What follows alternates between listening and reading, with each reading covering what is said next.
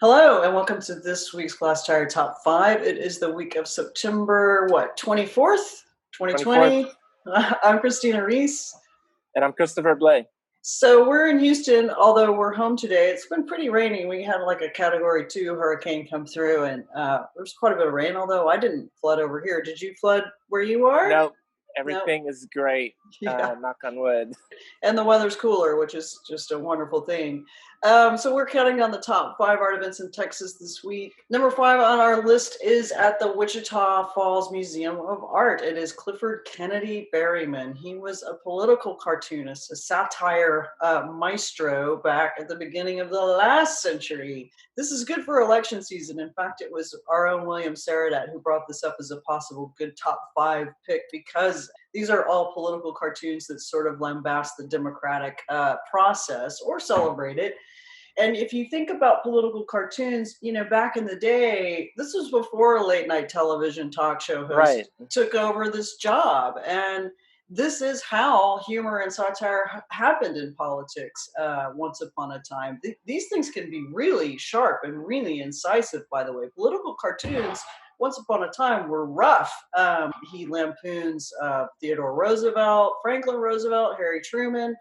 Yeah, it's a lot of biting satire. I've seen some of this work at the Fort Worth Public Library. I did a project in their archives, and they have tons of the stuff. And they're all these lithographs on maybe like 11 by 17.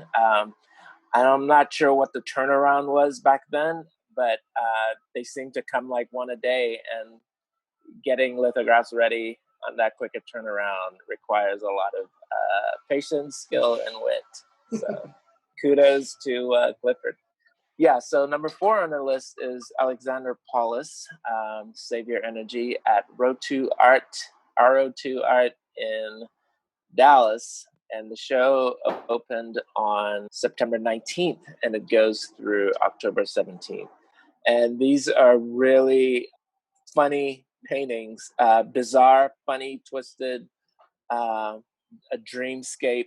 The painting that really caught my eye is one of the press paintings, and it's the great Jeep meetup in the sky.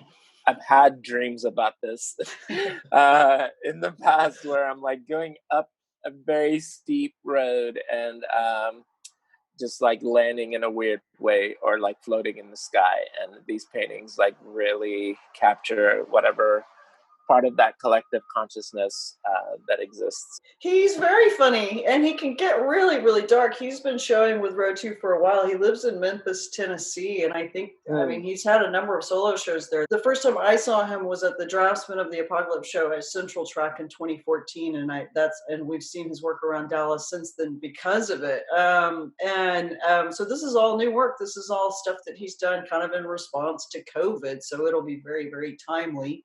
And at the same time, at RO2 opening is Brian K. Jones. It's called And It Burns, Burns, Burns. He's Dallas's own master of painting big text from the State Fair, which is not happening this year. He's carved quite the niche for the big text paintings. But I also think it's a really brilliant way of talking about Texas with this iconic sculpture theme park thing, which also happened to burn down to the ground and be rebuilt. So you got a twofer at RO2. So number 3 on our list is Richard Armendaris, or we also call him Ricky Armendaris. He's in San Antonio. He grew up in El Paso. This show is at Flatbed Press in Austin, or as it's called now, the Flatbed Center for Contemporary Printmaking. It moved from its old longtime space to its new one. He's a fantastic printmaker. He's a great artist, period. We're huge fans of his work. This is all new work. He does make work about border issues as well as about sort of transcending border issues. But these are cultural biographical works, and he's got these burned drawings on archival paper, these woodcuts of kind of his border movement series. But again, all new work at Flatbed. You can go see the work. I think you need to make an appointment, but I mean, it's very worth it to see whole new bodies of work by this particular San Antonio artist. He's fantastic. And I should say that goes for all the shows on our list. An appointment is recommended if you want to get in and check it out. Number 2 on our list is Danielle East, Transfiguration of a Black Girl's Magic at Contra Common in Bee Cave, Texas. It's a solo exhibition and it runs through October 18th. So Danielle Demetria East lives in Lubbock now. She went up for her, and I'm wearing this in honor of her, my Lubbock shirt. She was maybe is still in the cast residency up there, but she wants to be she wants to stay in Lubbock, and she's opened up the East Lubbock Art House, which is a community space on the east side of Lubbock. It's been a real labor of love for her. She's a good artist. She works with a lot of artists. She's a real kind of super connector is what I would call her. And to get to Lubbock and to become that in kind of her own way and in her own area of the city is really cool. This is a solo show, I would believe, of new work. The work is really colorful, and a lot of it is text-based. She has text on the walls. She has text on fabric. Some of it is embroidered and really large scale. Contra Common Gallery, I think it's new. I hope that I'm not speaking sort of out of turn, and I think it's pretty much dedicated to emerging artists, which Danielle is. She's very young. So good for her to be opening this. There is a reception on September 26th. It is a socially distanced reception, and mask will be required, but that's from 7 to 10 p.m. in Bee Cave. So congratulations to Danielle. We are fans, and this should be good. Yeah. Number 1 on our list is ROBYN O'Neill in Pieces on Fire, which it opened on September 12th, but it goes through the last day of October at the Inman Gallery here in Houston, Texas. The work is anchored by a couple of pieces that ROBYN did for her solo exhibition at the Modern Art Museum last year, I believe.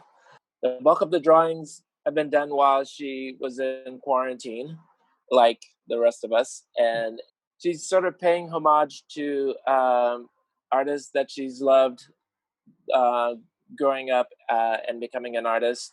And it's part of her Cloud series. And she mines some of the works at the Manil for interesting clouds. So if you see any familiar clouds in these drawings, you should know that some of the sources are direct riffs from other paintings. But her work is really dark.